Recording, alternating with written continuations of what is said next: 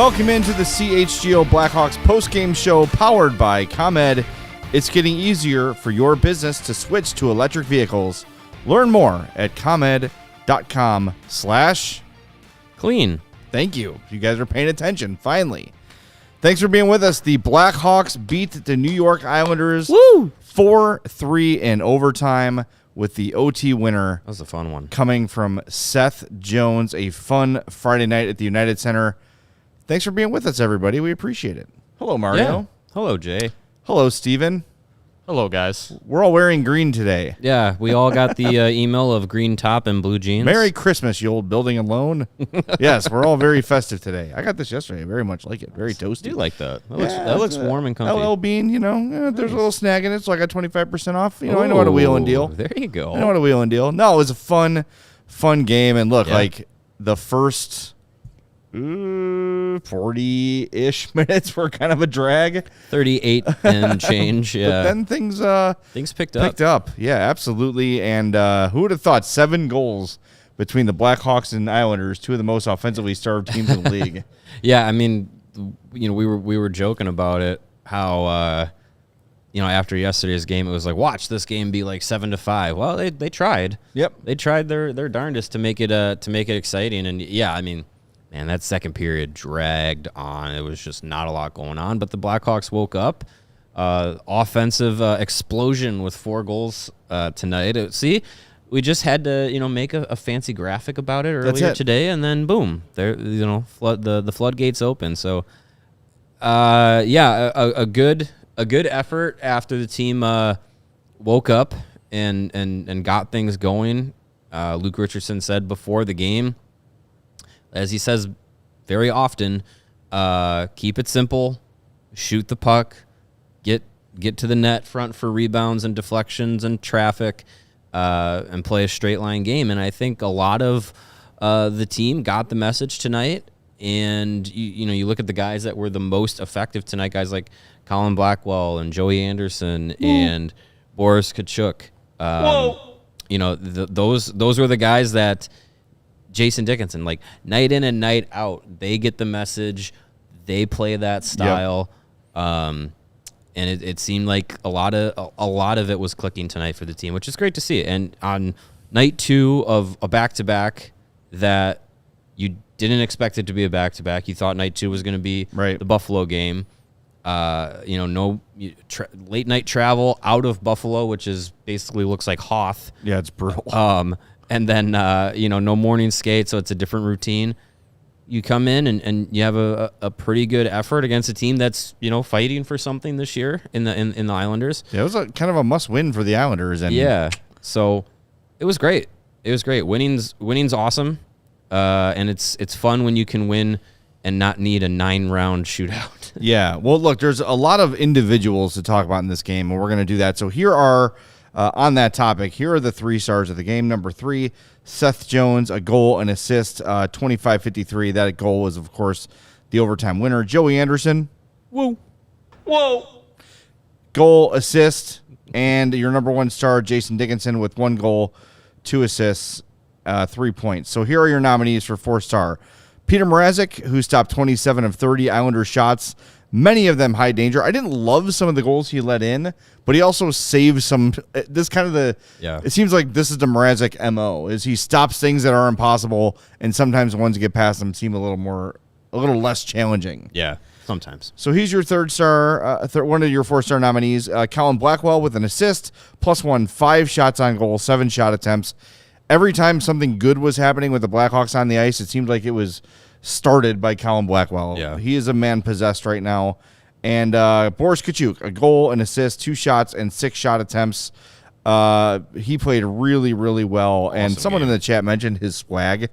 He definitely plays with some swagger. Like, when had he's the breakaway chance, and then instead of getting discouraged and putting his head down, he goes and gets the puck back, takes it right up to the slot, shoots and scores. He's playing very, very well. And I heard Troy and Joe Brand talking about it on the intermission on the way over here. And that's a guy that does not want to go back to Rockford. He's like, that was maybe a little bit of a wake-up call for him. And since he's come back, he has been great. Yeah, you do not take him out of this lineup when forwards start getting healthy again. And yeah, I mean, he's great at what he does. He's not like he's the best in the world at what he does. He's doing great at what he's supposed to do. Yeah, the role he's supposed to play. When it's clicking for him, he can be a very, very effective player. And yeah, I mean, you saw the little celebration after the shootout goal the other night. Little energy after the goal tonight too. So I mean, when things are clicking for him, he's a guy that you see that confidence. It's a visible confidence to his game, and I've liked how he's played since coming back from Rockford. And when he did go to Rockford, it kind of was like a little bit of a head scratcher. Like, really, Katchouk, out of all these guys, you're gonna throw him down there? It didn't make sense in the moment. Yeah, and I think it was like 6 points in 5 games or 5 and 6. I can't remember what it was, but those numbers seem like that's what it was off the top of my head. But he comes back and he's been effective. So the more games he puts in, more efforts he puts in like this, the more he's going to solidify his spot in the NHL. And yeah, I mean, if every forward was healthy, that's on IR right now, tomorrow, I think he's still in Chicago. Maybe, in the lineup, you have a discussion about that, but he's definitely not going to Rockford if it were up to me. So great game for him.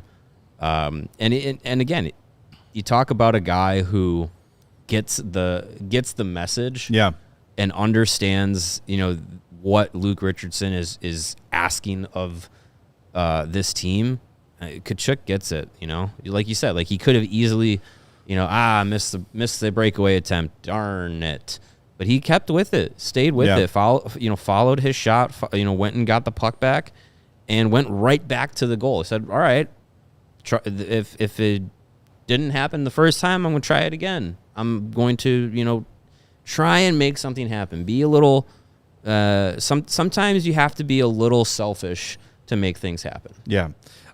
You mentioned the message and the fact that early on in the game, the Hawks were just putting the puck on net. There's nothing to do. Throw it at the net. Yeah. They had an 8-0 shot advantage, then a 10-2 shot advantage, and I believe the first period finished like 12-8 in favor of the Hawks. Yeah. They were getting that message, and I know you know the answer. I think Steven knows the answer because I talked about it out loud, and I'm not going to spend a lot of time on this. I wrote about it for Hawks Hits. Every Blackhawk had a shot attempt except one. Yep. Anyone in the chat want to guess who the one Hawk without a shot attempt was? I'll give you 5 seconds.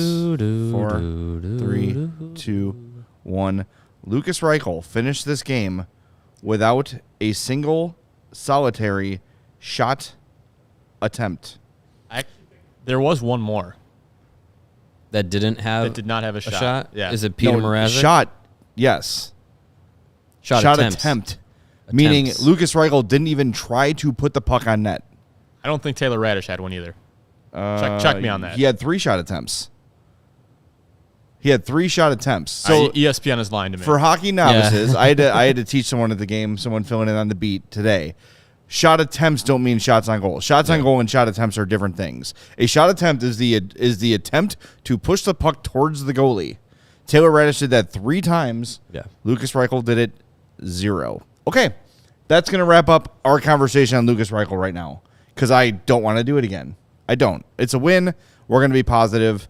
I'm so happy for Seth Jones. Very happy. And he was asked after the game about what was like the score to go, and he just goes, Jesus, or something like that. Yeah. It's been eating at him, and 46 games without to get to his first goal. I know he didn't play all 46 games, but at this point of the season, to still be waiting for your first goal for a guy like him who does have that skill and that tool in his at his disposal, to not have it be there for him, got to be frustrating. And he does so much for this team already outside of goal production, but the goal production is something that you want from him, you kind of need from him, especially with how the team is constructed right now with injuries, and he knows it. And I think that's a big weight lifted off the shoulders to get that first one. So hopefully it can continue into some more. Well, I mean, I think part of it too is, and we've seen this with a lot of players and any sort of struggles, is the longer they go on, the more they kind of pile up. And every time Jones rears back to shoot, he's thinking about, this better be the one. Now we can just loosen up and play. And look, like the message of the game, put the puck on net from start to literal conclusion of the game. All it was is he had nothing to do. He's like, all right, F it. I'm going to throw it through traffic and see what happens. Yeah. It wasn't a blasting. It wasn't like an L.I. Frady 105-mile-an-hour slap shot.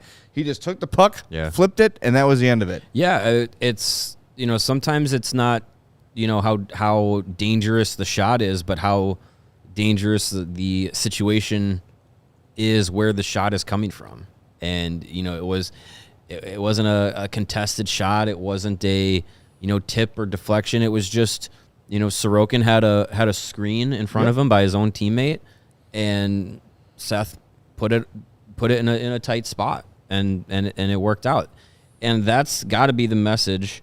That's got to be the message to these guys. I mean, it had to be, especially after yesterday's game where the 3 goals from Buffalo were like just the benefit of throwing the puck at the net and seeing what happens. You get a deflection. You get a deflection off of the opposition into your net. Like it's we've said it seemingly since we started this podcast. Yeah.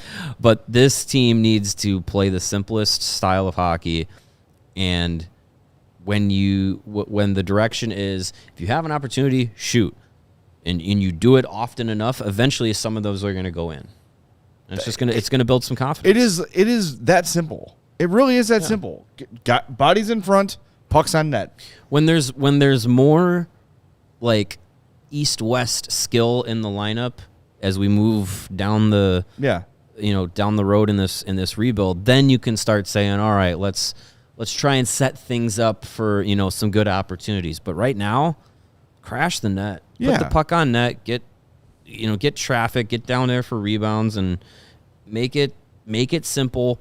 Make it hard on the other team. If you're just firing pucks at net, that puts your opponent on their heels, because then they're saying, all right, we got to worry about shots coming from anywhere, and it's it makes the goalie have to work harder if they're seeing high volume of shots. And I mean, if you're pushing a team back by just saying fire, they're gonna have to pull back and kind of like hunker down and play a more conservative defensive style, because if you're peppering them, you would think that you're not giving them an opportunity to go back the other way. Yeah, and it's how you sustain offensive possessions. It's how you wear out and tire out the opponent. Like, it's just, instead of just rifling it and instead of driving the net, you peel away and look for a little pass behind you that ends up being nothing. That's really, your opponent's really happy when you do that. Mm-hmm. When you bail out and you don't want to make a hard play or go to the net, they're like, great. Makes my life a lot easier when you do that. When you play scared and when you play timid, that's very beneficial for the opponent. And this team, for the most part, in this game especially, very north and south. And you saw we saw it in Buffalo too, a bunch of 2-on-1s for the Hawks. They've been getting some odd man rushes with, again, simplifying the game, being willing to block shots. And when the opposite effective is when the other team's going north on you and then you block a shot, they're all moving that way, and then you got 2 guys going the other way, and that's where those odd man rushes come from. And they've had a bit of a trend of doing that lately. And I think a little bit lost in this game is, over the last little bit, the Hawks have been pretty sound defensively. They're not giving up a lot, just in terms of like high quality chances, and like they're not giving up 40 shots anymore. You know what I mean? Like, I think they've done a much better job. The penalty kill's been really good. I just think that defensively they're kind of coming together and bearing down. And of course, there's going to be those shifts where, and the Islanders had 2 or 3 of them tonight, where the Hawks were pinned deep and couldn't get the puck. Yeah. It's going to happen when you're outskilled. But I think they've done a really good job of kind of limiting how often that happens, where early in the year, entire games would be like that. Yeah. Now you're seeing it a couple times a game, which is not ideal and not perfect, of course. Yeah. But I just think they've sort of tightened up a little bit defensively. Yeah, you're not seeing as many games where it's like every scoring chance that the other team has is an odd man rush. Right. Which is great. Like I that kind of hockey is what like gives me heart problems. Like, cause it's just like every attempt against you is just like, you clinch up. Cause it's, it's high, high percentage scoring chances for the other team. So yeah, I mean, it's been good to see that, I think it kind of goes into like that team defense mentality. It's not just the defensemen specifically because it's their job. It's more of a team effort. And I think you have a lot of guys in the lineup right now that their games primarily are defensive focused. And now they're in an opportunity where they have to be more elevated in a role and be expected to put in more to the offensive game. Like Jason Dickinson on this fully healthy Blackhawks team would be your third line center. Yeah. Which is more typically a more defensive a role with more defensive assignments than being the second line center. Same for Colin Blackwell. He'd be in your bottom six, which is more defensively minded than being in your top six. So I think when you have those players that have that already, that like that's part of their game is to be defensive, then they're pushed up and say, hey, also go play some offense. You get a little bit more on the offensive side, which we saw tonight, but you still have that like defensive structure from your forwards group. So, I mean, that is likely going to change when this team gets healthy again. If they get Beauvillier and Bedard and Foligno and Athanasiou back, maybe it's going to change a little bit. Some of those roles will change, but I think you would hope that the structure that they've been playing with defensively continues. Yeah. And on Dickinson, too, there was a shift I noticed today in the second period where he had the puck along the left wing boards and he was just controlling possession. He was spinning off, dishing, getting it back. Like, it's like, all right. He's playing with a lot of confidence. Yeah, and you got to wonder if that new paper goes a long way to solidify your confidence a little bit. Like, hey, this team believes in me. Yeah. I thought I'm pretty good. Now he's tied for the team lead with 15 goals. Him and Bedard each with 15. So he's been good and obviously no drop off since the contract's been signed. He's been such a revelation, and we were talking about this a little bit the other day, and we just sort of ran out of time. But like as we were getting into the Fleury Matthew Nyes deal that fell apart that we talked about the other day, it's hard to find any deals that Kyle Davidson really lost.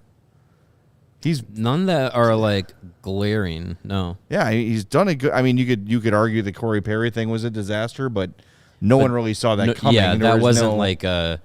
See, I knew he was gonna do that. Like no one knew that was. But that's. I mean, other than that, I mean, of course, he hasn't had to. I think the one thing he still needs to prove is, can he go out and win the big free agent? He hasn't been tested there yet, and we'll see. All right, before we hear from Greg, who will join us shortly from the United Center, why don't we go into the Blackhawks locker room and hear from the overtime hero and number 3 star of the game, Seth Jones. Yeah, probably the biggest draw I've been in, I think. It's just nothing was going in, but it's nice to that I remember how to score and put stuff in that and put things out. You looked almost bemused after you scored, like you weren't even Yeah, celebrating. I was in shock. I was like, wow, one actually went in, went at the back of the net. So, yeah, I mean, it's a great feeling. The team played unbelievable. We obviously give up the 2-goal lead in the third, but the way we stuck in there, and Peter made big saves down the stretch. It's just a good team win before we go on this road. It was a really ugly game there for about a period and a half, really slow and plodding. What changed that it started to pick up a little bit? Well, we didn't. We don't want to open it up, right? I mean, so we didn't give them a lot of man rush chances.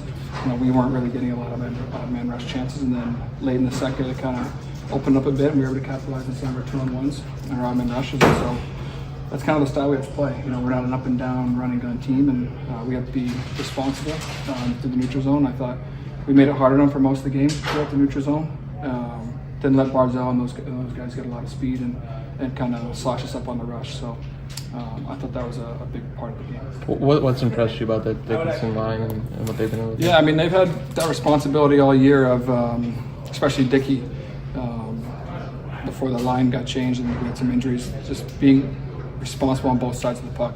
Defensively playing with the top forwards in this league, and he's done a great job of that. And then chipping out offensively, I mean, he's doing it all right now.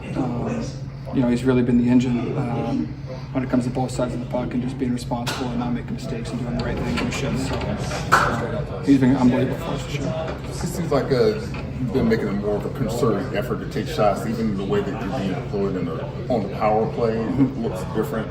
Can you just kind of talk about that? Just trying to see one going in. I mean, been shooting the puck a little bit more on the half wall there. It's a new spot for me, so I'm just trying to get used to it. But trying to get pucks in net when I can. Bossy's doing a good job of shooting from the middle, shooting from the top, and so I'm just trying to find lanes on that half wall. You think now that you've gotten one that they'll start coming down? I hope so. It kind of feels like last year a little bit. I had 2 goals, I think, after New Year's, and I think I had 10 the rest of the year. So I'm hoping that's the same, unfortunately. Thanks, Ed. That is Seth Jones after his overtime winner. Good stuff from him. We're going to hear from Jason Dickinson here in a second, but we're going to knock out a couple super chats. Yeah. First from Ryan, $5, says the silver lining of Bedard being out is that it's forcing other players to step up and play. Early in the year, guys skated around watching 98 play. There is some truth to that. That's a good point, yeah. A couple weeks ago, we mentioned how we were walking out of the United Center, Greg and I, and talking to an anonymous Hawks player. We'll tell you now, it was Nick Foligno. Because he said it on our show that guys were certainly kind of like, just get it to Connor and let him cook. Let him do his thing. And I understand the temptation to do that, but it puts a way too much pressure on Bedard to do everything. Yeah. And it also makes the rest of the team passengers. And it makes you easy to defend. Yes. And when Bedard comes back to the team playing as they're currently playing, they're going to look a lot better. And when Foligno gets back, and Foligno's supposed to practice tomorrow, Yeah. which is good news. He saw his doctors on Wednesday to see how the bone's healing, what they can do, and he talked about wearing what he called a Ninja Turtle glove, which is like 1 finger and 3 fingers. Yeah, he's gonna have his fingers taped up. Yeah, he will be back as soon as he's able to hold a stick. Trust me on that. So they're getting healthier up front, and I'm anxious to see how the team's going to look with Foligno and especially Bedard back. And then another $50 super chat from Kevin. Congrats on this, Kevin. Heyo. He says, happy to say that I got to watch this game from a hospital room shortly after my wife gave birth to our first baby. All right. Even better that we got the W. Here's to many more years of watching the Hawks and CHGO post games with my little girl. Yeah. Now for some sleep. Awesome, Yes. Kevin. We brought in our live studio audience just for that. All Okay, right. y'all can go home now. Thank you. Awesome, man. That's awesome. And I remember if we're going to do story time, Sure. my daughter was born a few hours after Dustin Byfuglien won Game 3 in the Western Conference Final against the Sharks. Nice. My wife had been in labor pretty much that entire day, and Hope and I started dating, like going to Hawks games. That's how we got set up. In the early 2000s when no one was going, our mutual friend Jill was like, you guys should go to games together. We're like, okay, cool. We're always looking at people to go to games with. Yeah. And we went to every game together. And then, so the Hawks have always been kind of part of our life together. And for my daughter to be born that night, and then we watched the Hawks win the Western Conference from the hospital room, it was unbelievable. So, yeah, man, it's funny how sports and life kind of connect. Oh, yeah. But congratulations, Kevin. Congrats. That's awesome. Yeah, man. It's I know Mario's got a young one at home, and Yep.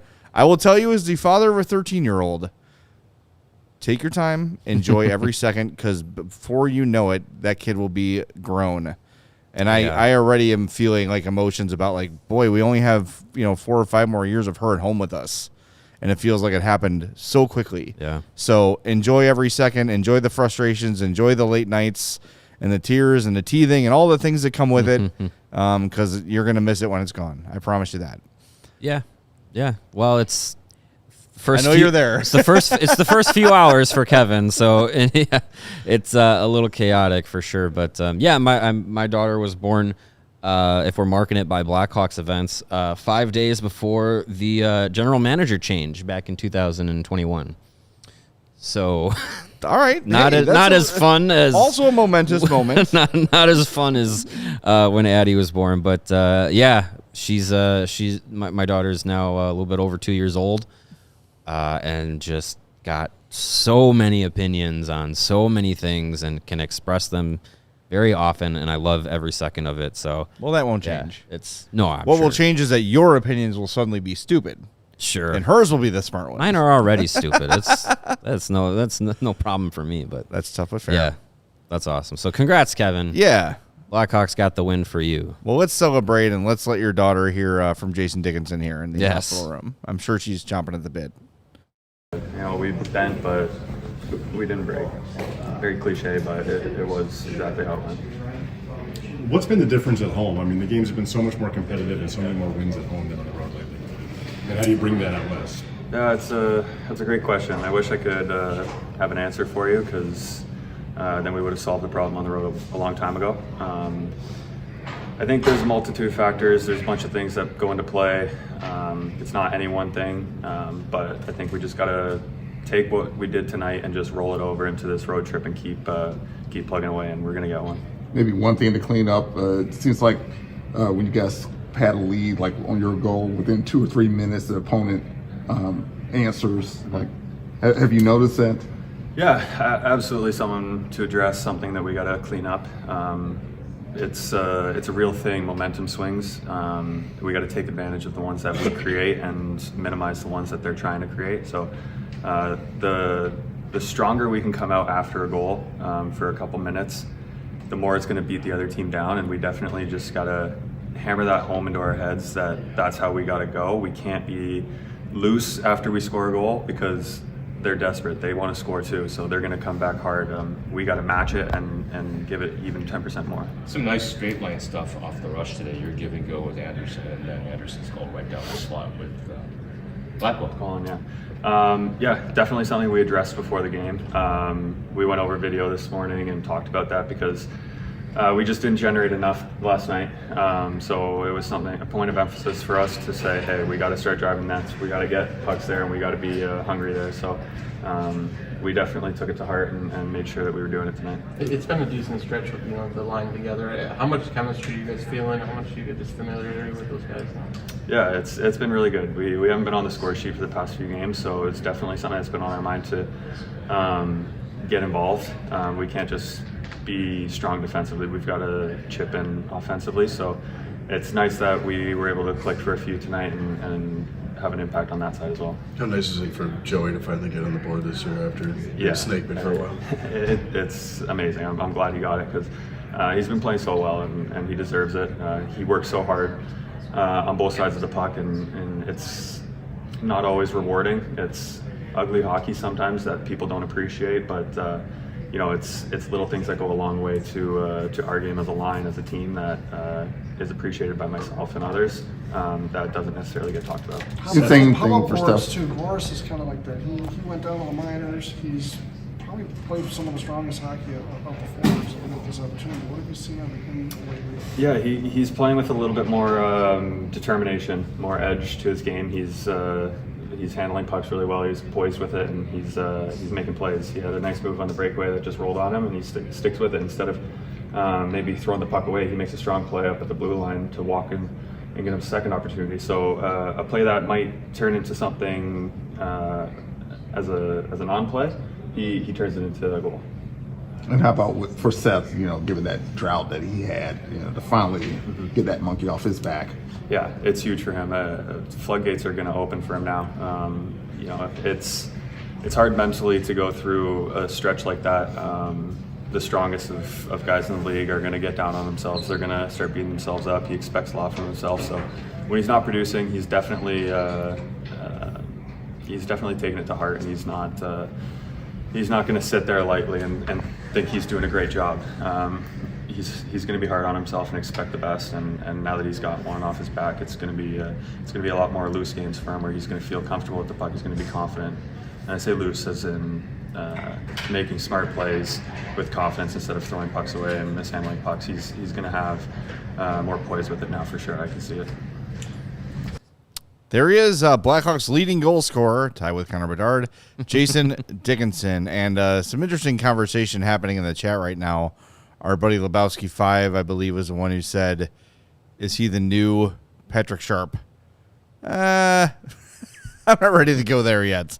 I appreciate the effort. Yeah.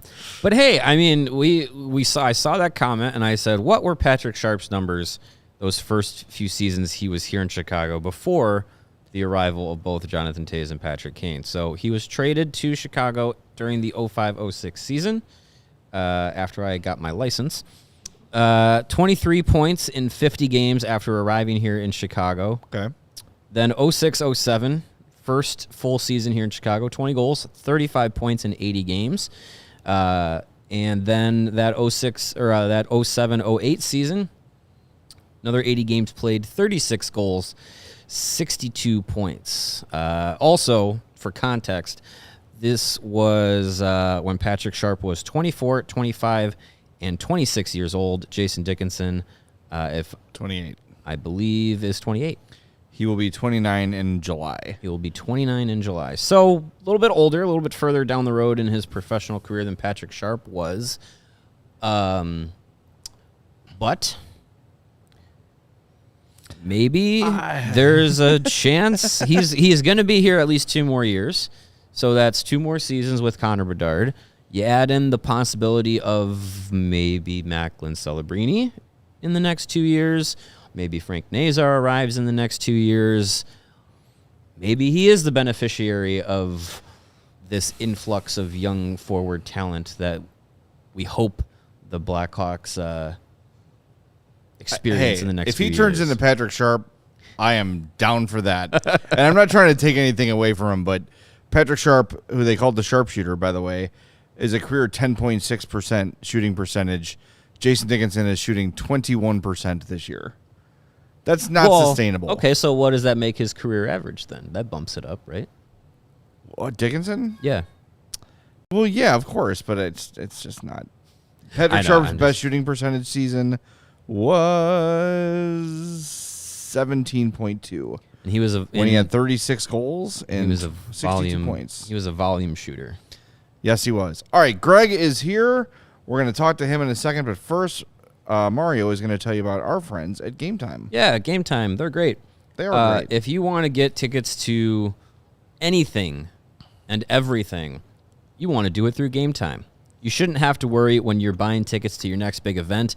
Game Time is the fast and easy way to buy tickets to all the sporting events, music, shows, comedy shows, and theater events nearest to you, with killer last-minute deals, all-in prices, views from your seats, and their best price guarantee. Game Time takes the guesswork out of buying tickets. Now, they have those last-minute ticket drops, price drops. So if you're, flip-flopping about whether or not you want to go to the game, you go to Game Time and you say, oh, these seats just got a little bit cheaper because puck drop is only an hour away.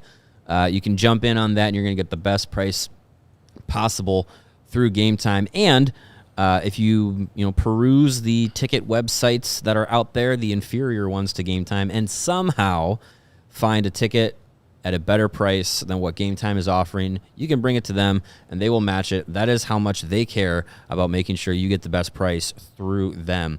So take the guesswork out of buying tickets with Game Time.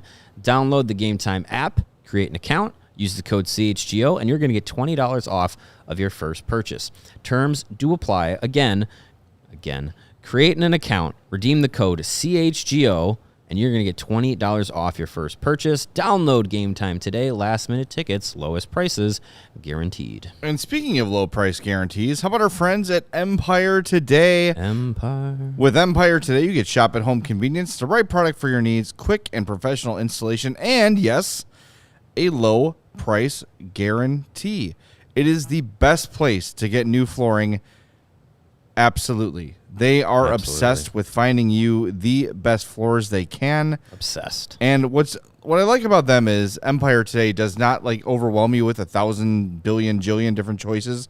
They find the best, they present you the best, and they give you all the tools you need to put the best floors in your home, including their virtual floor designer, which is a great way to see how new floors will look in any space. So if you're redesigning your kitchen, maybe you own a business, you want to redo your office or your dining room or whatever, you can open up that virtual floor designer and see exactly how your Empire Today floors are going to look in your space. They service their own warranties, and if an issue does arise, you just call Empire. They service all warranties themselves, so you won't have to track down a manufacturer's phone number, and they pride themselves on their convenient shop at home service. They help customers shop for floors where they use their floors so they can see exactly what the new floors will look like in their homes, lighting and decor, so they can make an informed decision, and that's the kind of decision you want to make. Schedule a free in-home estimate today. All listeners can receive $350 off when they use the promo code CHGO. Restrictions apply. See EmpireToday.com/CHGO for details. And before we have Greg Boysen join us from the United Center, the Hawks get a win and we have under 100 likes. Come on now. Make it make sense. Come on I now, know we've got people. over 100 people watching. Yeah, click that like button. Each like equals one Seth Jones goal. And 1 second more quickly that Connor Bedard will return. Yes. So, one extra little bit of calcium in his jaw. Yes, that's scientifically proven. You smash that like button, Connor Bedard comes back faster. Here's a weird thing. Blackhawks will not have practice tomorrow. Interesting. Just got the email. So what's Nick Foligno going to do? He's supposed to practice. Going to skate by himself. Yeah, Him maybe. and Bedsy. Yeah, him and Bedard. They'll be out there. Just Guaranteed. don't- They'll just don't- skate with like a peewee team or something. Yeah, just don't clench. Foligno's going to fight a child just to test that finger. He'll throw his kids around. All right, speaking of weird, let's go out to the United Center and bring in our buddy. There he is. He is centered, unlike Steve There you Largent, Bernie Nichols, or Kyle Davidson. It's Greg Boysen. What's up, Greg? It's the first time I've felt centered in a long time. So thanks for noticing. That's good. That's what a Hawks win will do for you. Yeah. Sure. Well, we heard from Dickie. We heard from Seth. We have not heard from Luke yet, but we'll probably just let you summarize that. What did you hear from the head coach today? Yeah, the video is not behaving on the interweb, so I've been trying to get it to you guys, but I can summarize it for you. The game plan tonight was to play a straight up the ice style, drive the net more, simplify it. They executed it, and you look at those Blackhawk goals in regulation; they were all products of driving the net. Katchouk gets in behind the defense, got stopped, but did a great job not giving up on the play, and then uses a screen. How many times have the Blackhawks scored a goal on a screen this year? I think you could probably count them on like one hand. So it was good to see. And then, of course, the Anderson and Dickinson goals were, both just getting to the net, simple. It worked. Credit to this team. This is a team that I've called passive a lot and fragile. And they did not play a passive style of game when they had the puck for the most part. And they had many of opportunities tonight to just say, screw it, here we go again, and call it a night. They played so good. They had the first 7 shots on goal, and then the Islanders score on their first shot of the game. That's a moment where they could have been like, well, we tried. It's not going to work. But that very next shift, they came back and were applying pressure, and then you build the 3-1 lead, and you give it back. They score a couple of goals quickly to tie it. Again, they could have folded it up. Peter Mrazek makes some big saves at the end of overtime, and everybody was happy for Seth Jones. Even Seth Jones was like, he was a little bemused because he was like, I forgot that the pucks could actually go in the back of the net, so I had to take a second to collect myself before I celebrated. I was just as surprised as everybody else was. So, The cool thing was you go in the room and we talk to Seth Jones and he's happy for Jason Dickinson and Joey Anderson. You talk to Jason Dickinson, he's happy for Seth Jones and everybody's just happy for the other guys. This was a team win, and Luke was appreciative of that. And the first time they've ever won this season, the second night of back-to-back games. So maybe if that game in Buffalo happens as it was supposed to, maybe they don't win this game and break that streak. Hey, but it's that's 2 out true. of 3. Yeah, It's about to get rough. two out of 3. Dare I say a galvanizing win? Ooh, perhaps. Perhaps. Well, look, I mean, there's when still time to turn this season around, guys. they just go undefeated. When they tied the game, when it was 3-3, I was just like, this game's over. There's I was no ready way for they have them 4 to goals in lose. them. Yeah. When what are they called? The Brass Assholes, or whatever the name of the band is that plays intermission. What is it?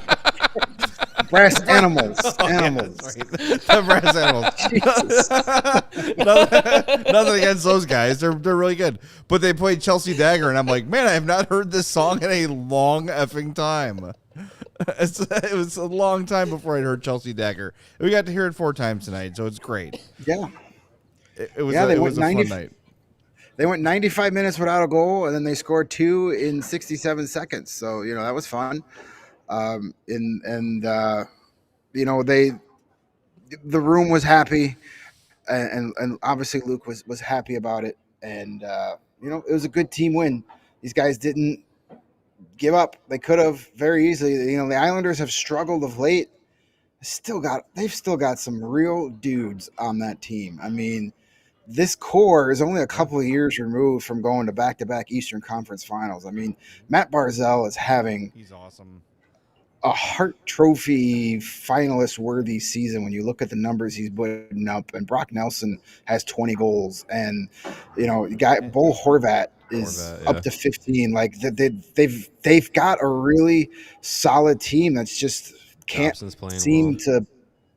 Yeah, they just can't seem to get consistent enough, and they're playing in that tough Eastern Conference where if you go on, a 2-3 week span where you're not getting points, you're putting yourself behind the 8 ball. But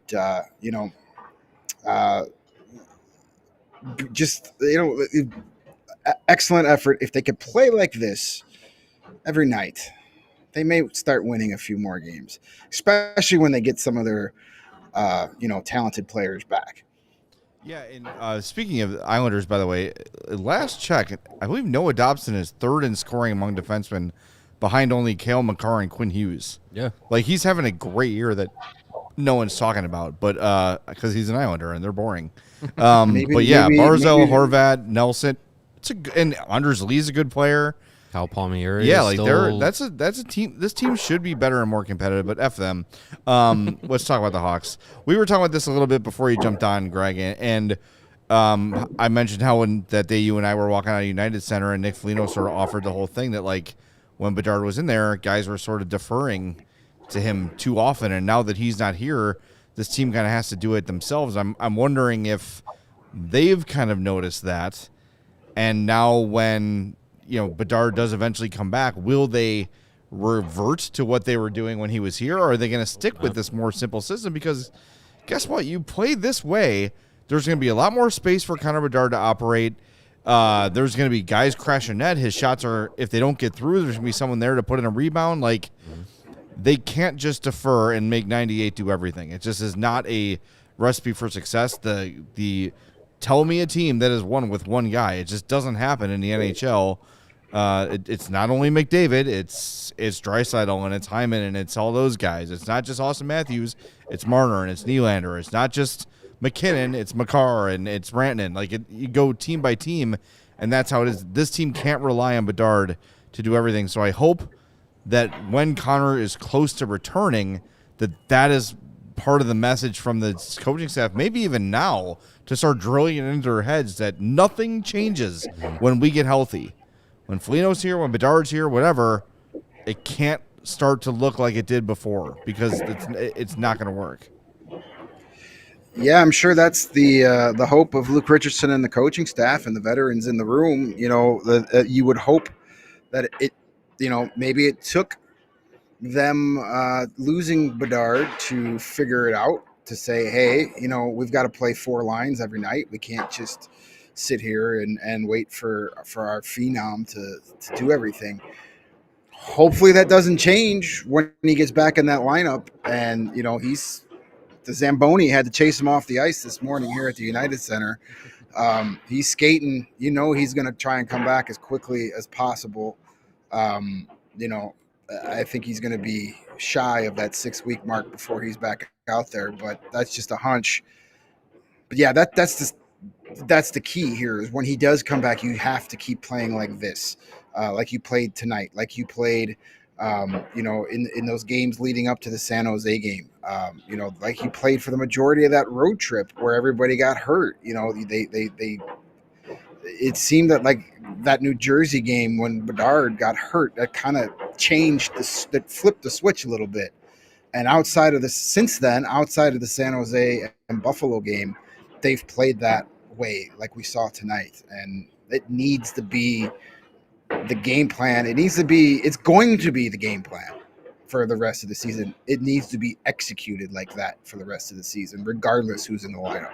Yeah, and playing the style that they were and putting all the offensive production role on Bedard, that obviously wasn't working.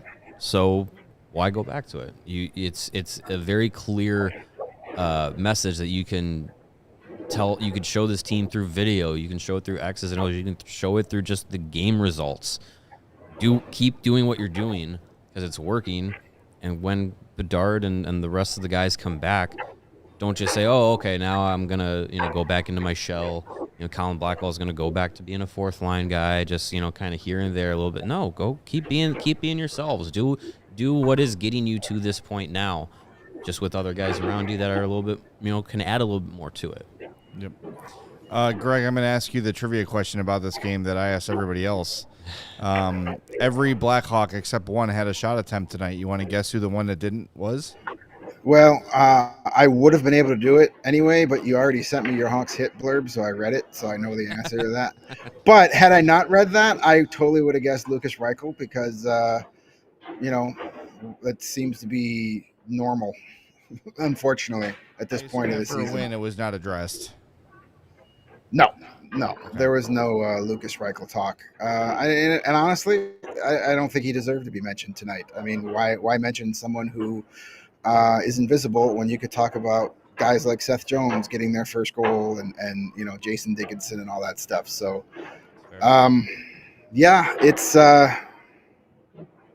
it is what it is at this point. I mean, this is what I expect every game from here on out, and until he gives us something.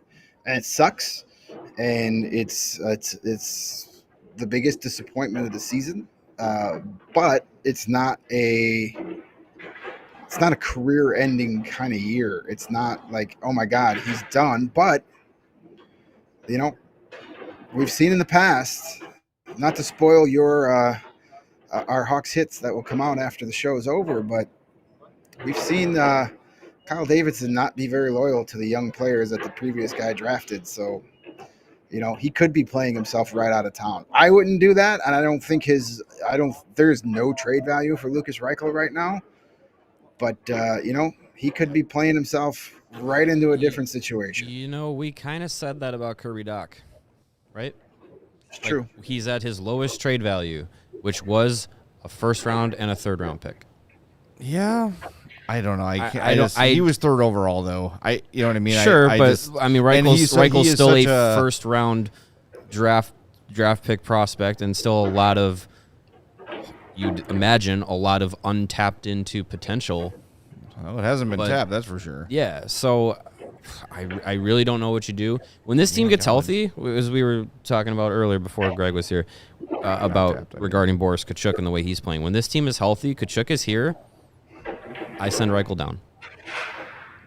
Honestly, who's getting the message and who's executing the message? You can't you can't just keep him here because he's Lucas Reichel. I agree with that. He doesn't deserve the attention. That. Oh my God! Wait, stop!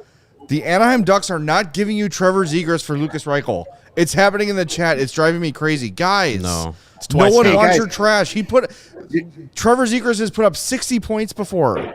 It's not happening. He's having a really bad season and can't stay healthy. Trevor Zegras.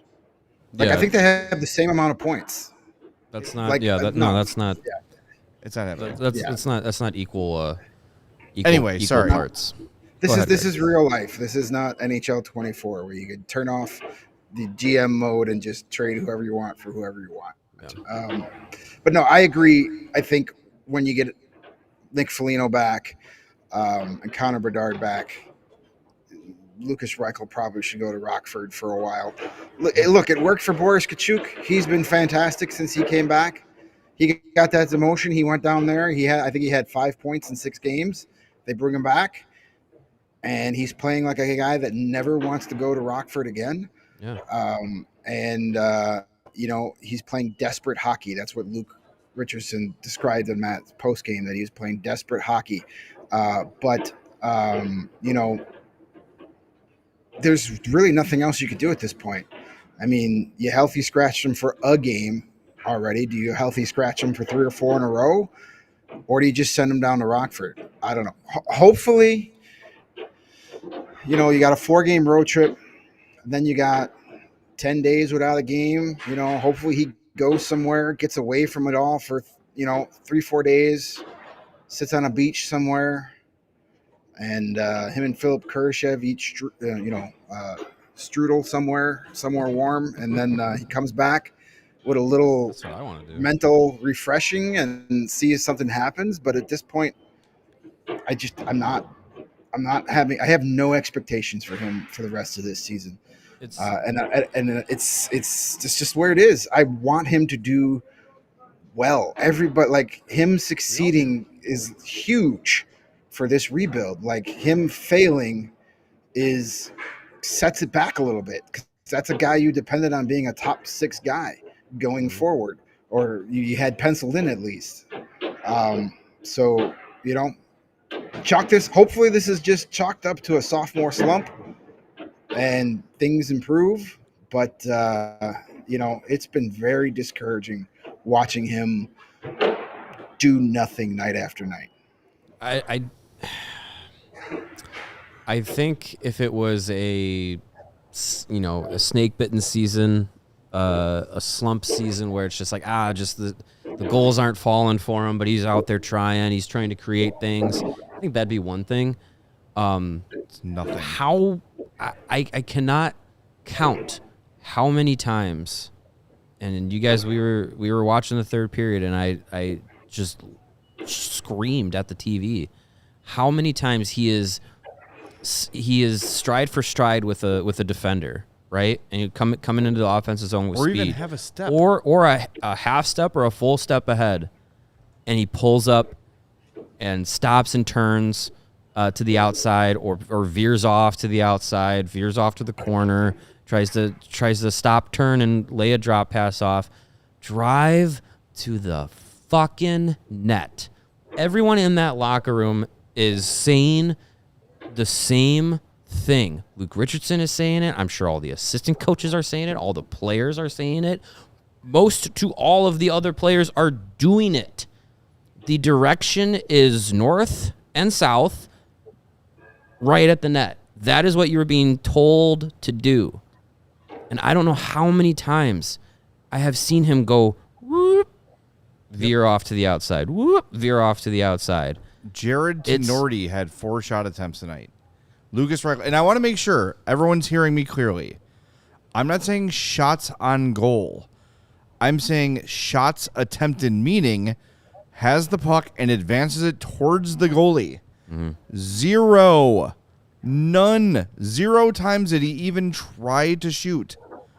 That can't happen. At this point of the season, for it to be, I don't know, 40 games of this out of the 45 that he's played this year, where you're like, we expect more, we expect better.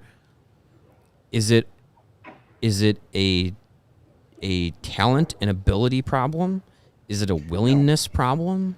That's it. I think I'm starting to go. I'm starting to turn a corner and just be like, he just doesn't want to play this way.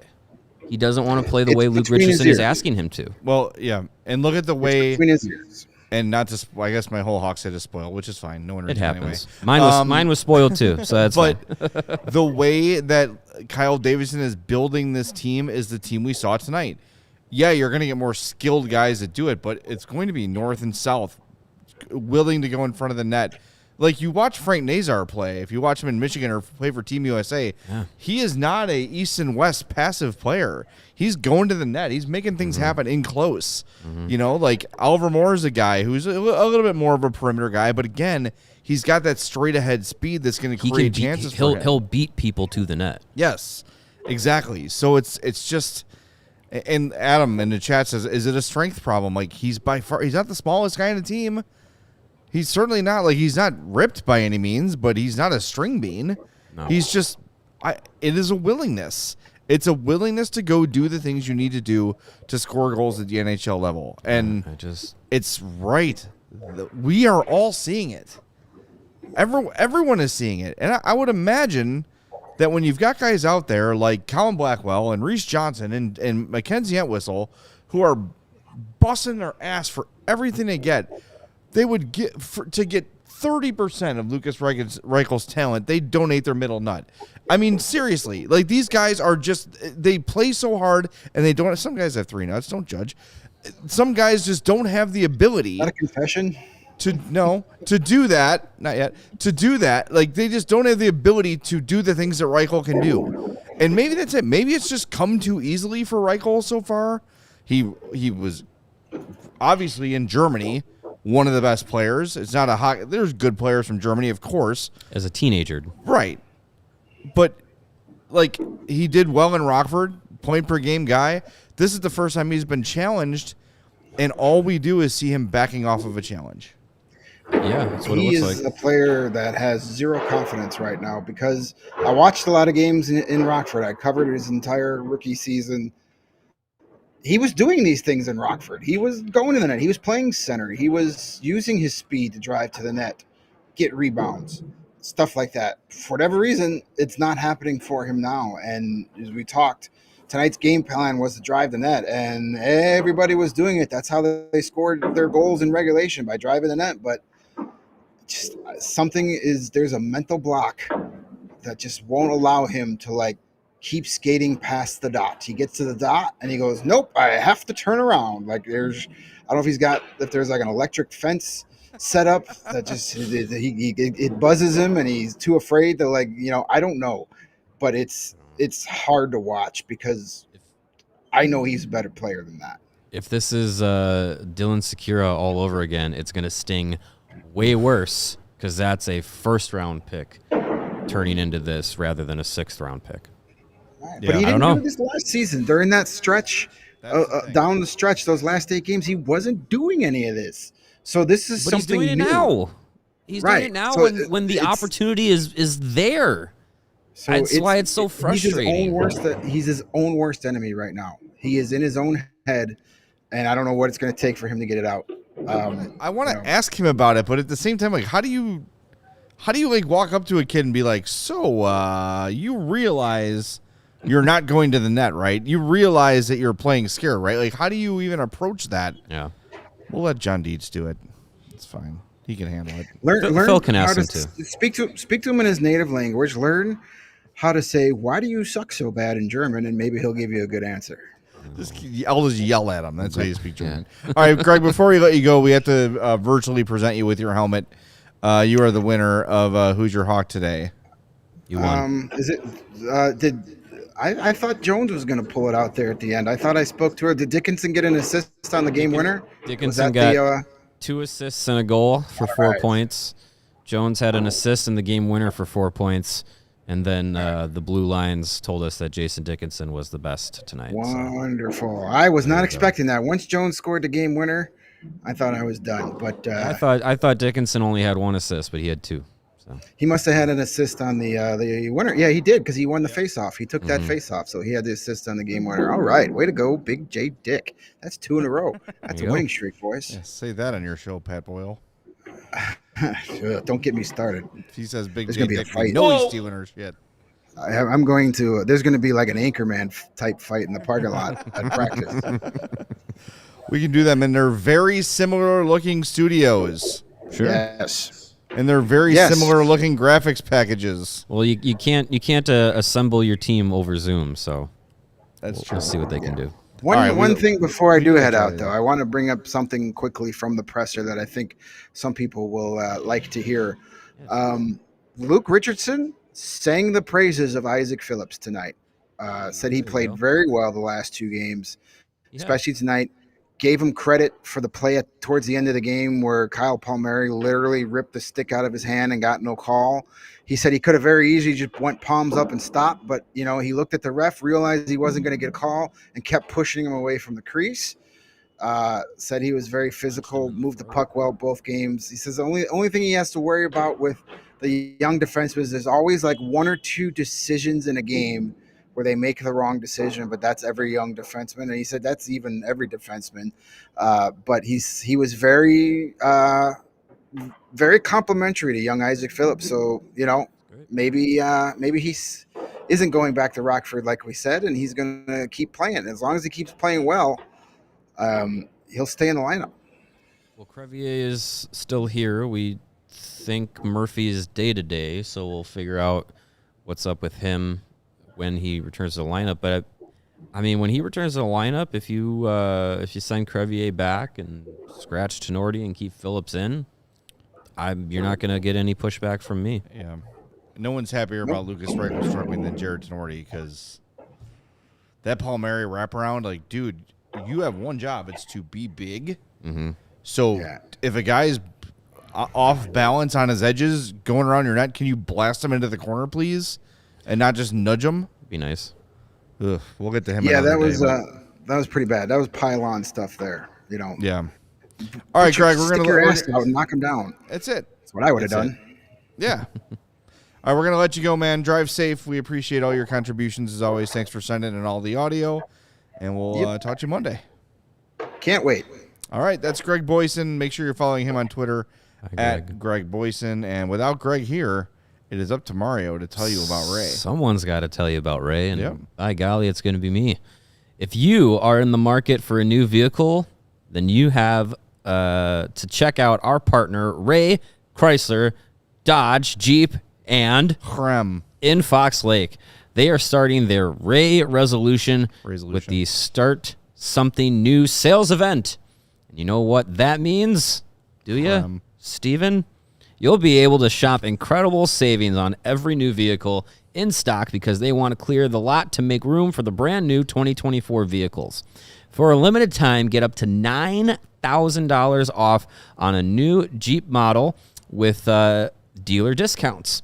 And that's not all. Shop their last call on remaining 2023 Dodge Challengers and Charger models, including Hellcats, Scat Packs, and more. Dodge is the most powerful muscle car brand, so you don't want to miss out on their last call with over 20 Dodge muscle cars to choose from.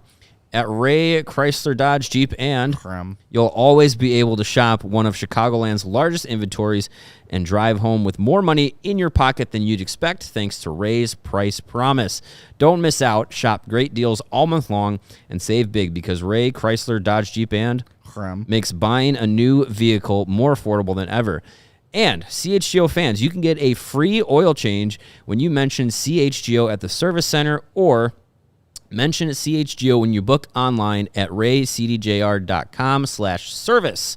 But you have to schedule before January 31st, the end of the month. If you're in the market for a new vehicle, then you got to check out the team at Ray Chrysler, Dodge, Jeep, and because they are the only team that we recommend. Visit them today on Route 12 in Fox Lake near me. For more information, visit Ray CDJR in Fox Lake or raycdjr.com, serving the community since 1963. And you may have missed it, but the NFL playoffs are this weekend. Yes. And DraftKings Sportsbook is an official sports betting partner of the NFL playoffs, and they are bringing you an offer that will help make the playoffs electrifying. New customers can bet $5, all caps, on any game to get $200 instantly in bonus bets. Yeah. All right, here's what I'm looking at for tomorrow's games, tomorrow's action. The Houston Texans at the Baltimore Ravens. The Ravens are really good. Yes, they are. And I think they're going to win. However, the Texans are getting 9.5. Ooh. Seems like a lot. That's a lot. That's a lot of points for a playoff game. Now, first round, there were some blowouts for sure, but 9.5. I'm taking Texans plus 9.5, and same game parlaying that with C.J. Stroud over 234.5 passing yards. That same game parlay is seems plus so 210. $10 pays you 31 on that bet. So again, that is the Texans plus 9.5, and CJ Stroud over 234.5 passing yards. That's the same game parlay plus 210. $10 pays 31. So jump in there, download the DraftKings Sportsbook app now. Use the code CHGO. New customers can bet just $5 and get $200 instantly in bonus bets only on DraftKings Sportsbook with code CHGO. All right, hang on. Water break. I can't believe Stroud's 234.5. That seems so low. That's low. Didn't he I just feel throw the for like rhythm. It's 350 in the first game or something I like think that? he set the rookie record for most 300-yard passing games. Crazy. Yeah. All right, ready? Ready. 3, 2, 1. Not ready. Oh, boy. Just, Tell me. I don't know. How What's Why going did it- on? This is why I'm not winning. All right, ready? 3, 2, 1. Gambling problem? Call 1-800-GAMBLER or visit www.1800gambler.net. In New York, call 877-8-HOPE-NY or text HOPE-NY 467-369. In Connecticut, help is available for problem gambling. Call 888-789-7777 or visit ccpg.org. Please play responsibly on behalf of Boot Hill Casino and Resort in Kansas. 21 plus, age varies by jurisdiction. Void in Ontario. Bonus bets expire 168 hours after issuance. See dkng.com/football for eligibility and deposit restrictions, terms, and responsible gaming resources. That's a record. Yeah. 3103 is a record. Hell yeah, it is. You've been practicing. Woo. Been doing that at home. The water break, baby. You got to hydrate. Yeah, that's true. Mark that down. 31.03. I don't want Greg being like, I believe I had 3102. That's a spot-on impression of Greg. Yeah, that's exactly what Greg sounds like. All right. Before we go, we got to pay off the chat's 4-star. But before we do that, you got to do us a favor. Smash that like button. Ram it. Please. Again, for every smash button liked and every like button smashed, that's 1 second removed from Connor Bedard's IR stint. So smash that like button for us. And for every YouTube subscription, it's 5 seconds off. Oh. For every 5-star review on Apple Podcasts or Spotify, it's a minute off. Oh, man. Wow. How much time off if the good people become diehards at CHGO? If you become a diehard at CHGO, that's 5 minutes off per day. When's the next game? How many likes can we get here? The next game is Monday? Yeah. Yeah. All right, just like Monday. 100 diehard subscriptions. Yeah. We 500 might be able to get him here before the end of the month. Yeah, absolutely. Before the end of the week. We're going to start being a little more active with the diehard stuff, too. We're going to do some in-game. I know we're going to do a couple of these next week where we jump on during an intermission on our members-only Discord and have a little bit of a Q&A with all y'all. It's like a video Q&A. It's really cool. The Bears Beat's been doing it. Little open chat. Yeah, so we'll chat during the first or second intermission on Monday. And I know, whether you're a diehard or not, Thursday, 8 o'clock puck drop against the Edmonton Oilers. The four of us are going to go to the Barn Hockey Bar right there on Ogden between Adams and Monroe, and we're going to watch Oilers Hawks. We'll be there at 7, puck drops at 8, and we're going to stick around for the first 2 periods and head over to the studios and get ready. So if you got nothing going on, Thursday night, meet us over at the Barn Hockey Bar. Yeah. Come watch some hockey with us. No ticket needed. You don't have to be a diehard, just a casual RSVP, hangout. Yeah. Come say hi and come and join the Barn, because that's a cool place with good food, and it is a haven for hockey fans. So yes, we hope to see you there. All right. Have people smashed the like button? They have. All right, good. It did really good today, I got to say. Good job. 142 likes right now. Yeah, also, I'm thank going to you shout all. out Luke, who became a diehard. Way to go. Who did? Luke Richardson? Richardson. Oh, Luke Seaman? Seaman. Thanks, Luke. Seaman? Appreciate that. We do appreciate all of our diehards and everyone who's here with us all the time. We see so many familiar faces every show. Philip, Lucy, Cricket's here all the time. Region Rev, Michael, Dr. Windy City Horseshoe. Hockey. There's so many, and we appreciate everybody. But whenever we Philip. see new names, we love that too. So Bijan. if you're new and you're just lurking, don't be shy. Tirabassi It's a 5. very cool chat. No Alright. one's gonna jump down your throat unless you say something really stupid. Luke. Actually, if you say something McLevin. cruel, is when they'll jump down your throat. Yeah, don't be a dick. Yeah, you can have a bad hockey thought. I have them several times. We a have segment. them every show. Yeah, Mostly. we should Hours get that straight sponsored. sometimes. It's crazy. We should get that. We should get the bad hockey thought of the show sponsored. Maybe the Barn Hockey Bar will do it. I like that. Jay's moronic thought of the day. His 3-nut joke. Okay. By the way, one person got the Dr. Evil reference on Made that, me which I laugh. appreciate. So thank you. All right, who's the 4-star? 4-star today Fourth is star. Boris Katchouk. Whoa, Oh, Boris Katchouk. Swaggy B himself. Yeah, Swaggy B. Awesome. Wasn't Boris, as He's I playing called awesome, him. man. Like, really, he's Playing, yeah. he is giving you about what you can expect from him. And if he's a guy that at the end of a year can give you 30 points, he's on pace. If you divide what he's done now by 82, he's on pace for, I think, 22, 23 points. Mm-hmm. For a fourth liner, that's solid. If you told me Boris Katchouk was going to put up 20 points this season or more, I'd be like, wow, he earned himself a full-time spot and he actually produced a little bit. Amazing. And he might not hit that number because there were some scratches and there was the send down to Rockford. Sure. That the pace he's on right now, I think, is 23 points if he was to play 82. And look, like, it was so funny to see a guy, and I'm not saying that him and Reichel had the same skill set, but we watched Boris Katchouk last year. Yeah. That was a guy who was mentally screwed. It took him until March to, like, find his groove. And he found it. Yeah, he did. And, I mean, in practices, when they would be skating around getting warm before the drill started, he would miss open nets. You would see him frustrated, like head up, staring at the ceiling at practice. We talking about practice. Yeah. And he was bummed out and feeling it. So I'm happy for him. All right, one more super chat from Boris Katchouk. Projected, this is elite prospects, projected for 21 points in 63 games this season if he continues on this pace and stays in the NHL. Beautiful. Love it. $5 from Boris Katchouk says, extend my boy right effing now. That'll be interesting. I like him. If he plays like this the rest of the season, he's gonna be cheap. Give him a 1-year deal, couple $100,000. Yeah, I don't think anything needs to be done with Boris Katchouk right now. He's restricted. I saw some people earlier like worried that Vlasic's not going to be re-signed. He's restricted. They've got his rights. Don't worry, that's going to happen. My God, they are going to give him a contract extension. Yes.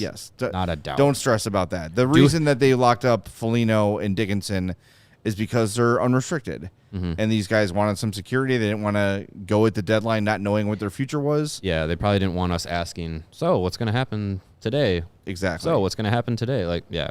Yes. They didn't need that. All right, we'll see. But yeah, I would expect both those guys to be back, but please do not sweat Alex Vlasic. He is 100% going to be back. If I was Kyle Davidson, I would maybe try and accelerate contract talks to save yourself some money, because if Vlasic finishes out this season without an extension yet and continues to play the way he's playing, it's just like his value just keeps going up and up and up. I said the Matthias Samuelsson deal a couple weeks ago, which was 8 years, 4.25, I think, something like that. Oh my God, do that today. That Buffalo signed him. I don't think you're going to get him for less than 5. Fine At this point, but if 8 you years, get $5 million, if you get 8 years, $5 million for Vlasic, that's a steal. That will be a steal by the end of the first year of that deal. It's a steal now. He's a $5 million defenseman today. He's playing great. I don't think there's any doubt about it. Hey Mario. Yes. Do you know it's getting easier for businesses to switch to electric vehicles? I did not know that. Did you further know that's something we can all get behind for the health of the planet and for the well-being of all of us who share it? Well, there is some divisiveness about the well-being of the planet, but I know that the good people at ComEd want the best for all of us. And they want the best for the electric grid, because it is evolving to meet our cleaner energy needs as we all move with confidence towards the electric tomorrow. Whether you have one delivery van or a whole fleet of shipping trucks, ComEd can help guide you to make the changes that make sense. So what should business owners do? You started this conversation. Why you asked me the question? I know. It's weird. I forgot. Well, luckily, I know the answer. You go to ComEd.com/clean to learn more about the resources, fleet rebates, and infrastructure incentives available to help businesses go electric. If you own a business, Steven, don't wait. Start making your plan today to switch to electric vehicles. Good for business, good for the planet, good for all of us. Go to ComEd.com/clean. Did you say ComEd.com/chrom? That'll take you elsewhere. Go to ComEd.com/clean. Oh. Do it now, once our show is over, and see how going electric connects us to a better way of doing business and a better future for generations to come. Yes, go there. ComEd.com Do that. /clean. All right, we're going to wrap the show up.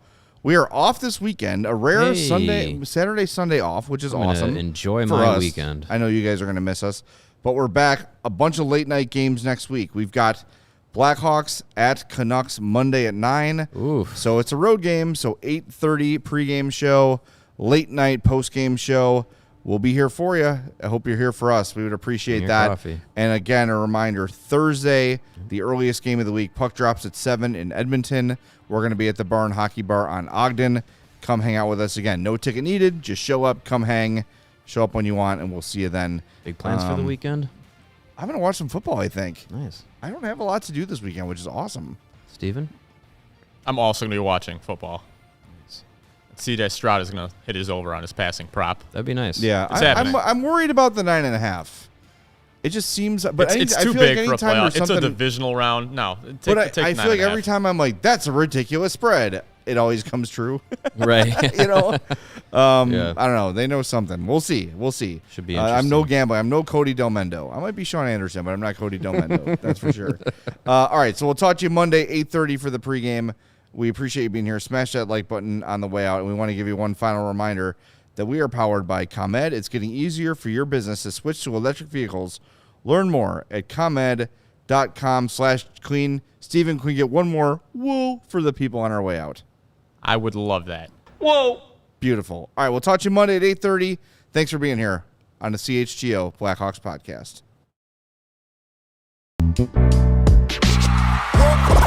We all silly like the mayor.